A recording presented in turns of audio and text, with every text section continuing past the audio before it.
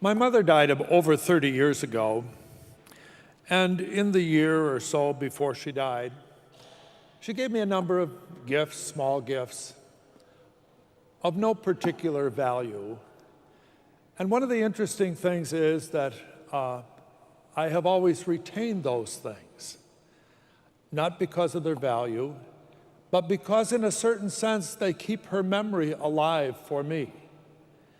And I have moved over the course of those 30 years many, many times.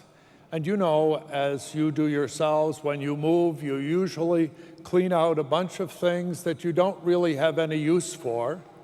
And these things would certainly be things that I don't have any use for or need for.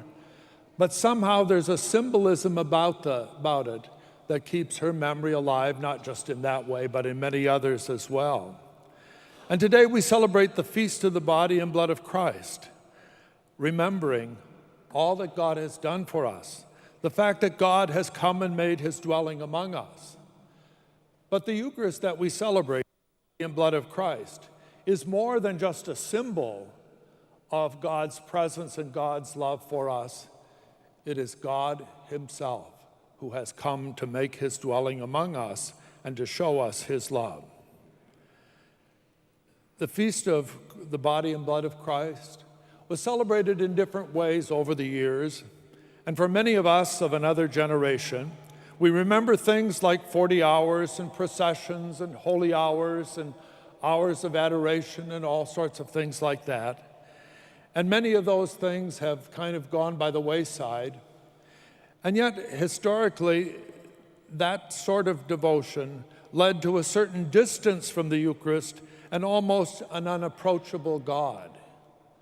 And as a counterbalance to that, in the years following the Second Vatican Council, there was an effort to regain, if you will, a deeper sense of communion and a deeper sense of the fact that God has come and made his dwelling among us.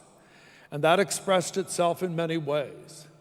The notion of looking at the Eucharist as a meal of God's people that we come to share, and in many other ways as well. And in a certain sense, sometimes we can become overly familiar with things, with the ordinary things of life. And the sense of awe and wonder and mystery of the fact that God is dwelling with us and is present among us can kind of go by the wayside.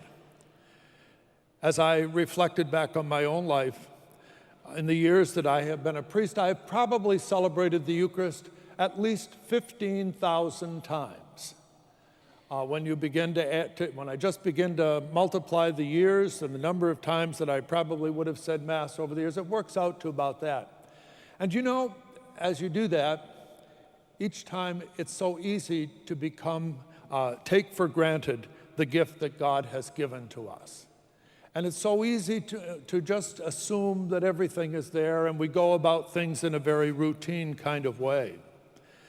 And so as we gather today for this Feast of Corpus Christi, it seems to me that it's an opportunity for us not to move back in time to simply try to recapture devotions of long past, not simply to set aside the rich traditions that we have of a communion of faith that we celebrate with the Lord present in the Eucharist at the altar, but perhaps it's a time for us to find a balance, if you will, between that which we know as meal and that which is sacrificial meal, unlike any other, and to recognize that adoration and recognition of our God is an extraordinarily important part of our faith. We should not and cannot take the presence of God for granted among us, and we need to maintain, if you will, that sense of awe and that sense of mystery. And sometimes as we become accustomed to routine, it's very easy for us, if you will, to take for granted and to develop sort of a casualness about the Eucharist that the Church in these days is seeking to help us find a better balance on. As I reflect back as a youngster growing up, when it was time for Sunday Mass, there was a time of preparation that took place, and we began preparing on Saturday to get ready to go to Sunday Mass. and we made sure that all our clothes were in order and that we wore our Sunday best.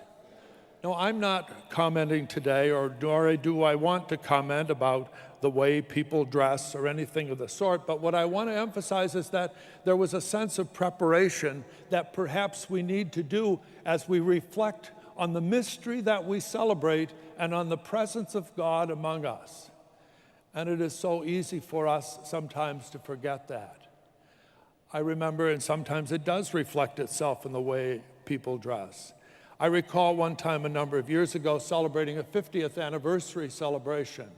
And the Mass was in the morning and the reception was in the evening at a very high-class place in Birmingham.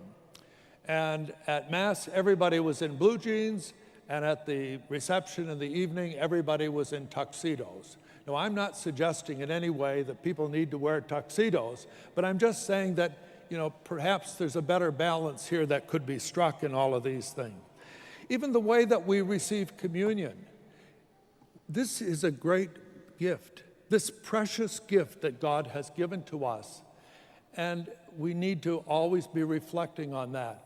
Just as I try in my own life, not always successfully, to be well prepared to celebrate the Eucharist each time we come together, because that casualness can become part of my life just as it can anybody else's life. And so I would just invite you to reflect on that, the way we receive communion. And then, of course, sometimes, as we find, and it's really not so prevalent here in Grand Rapids, but in one of the areas that I had served before, usually at time, you would lose half the congregation because they'd be off to the early bird special at the local restaurant for dinner that night. And I think we just need to reflect on this great mystery that is ours. And so this feast is really a time of thanksgiving for us all. It's a time for us to reflect on the gift that God has given to us, to help us in our own lives to have that sense of awe and that sense of wonder and that sense of mystery about things, in reflecting on this God who has loved us so much that he's come to invite us to be in communion with him. And so today, we come to give thanks. We come as we recognize we have not always found that balance in our day, and perhaps we never will. But we need to keep working at that.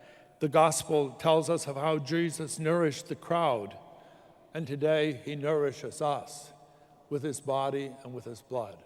And what greater gift could God give to us as we stand in awe, wonder, and mystery before the God who has loved us so much that he came, he suffered, he died, and he gave his life for us in order that you and I could have life.